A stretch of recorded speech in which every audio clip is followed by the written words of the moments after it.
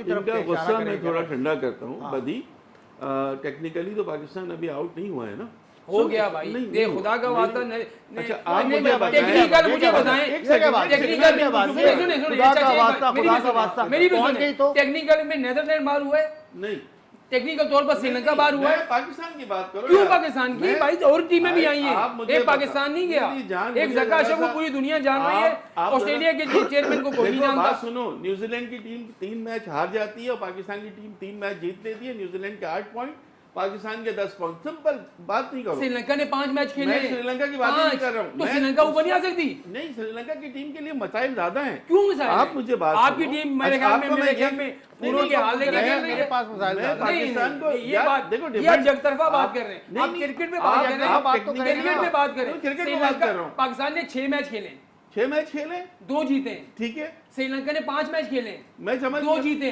उसके 4 मैच बाकी है, उसके 4 मैच बाकी है, वो 3 मैच अपनी बात पाकिस्तान की क्यों बात कर रहे हैं? मैं इस्लामाबाद चला जाऊंगा, मैं बात पूरी कर लो, मैं इस्लामाबाद जाऊंगा। आप खाली पाकिस्तान की बात यार, नहीं करें, अरसलान साहब, आप आप आ जाएं की बात करें। अभी तो आप धोनी, अरसलान चिराजी साहब, आपको क्या श्रीलंका की फिक्र?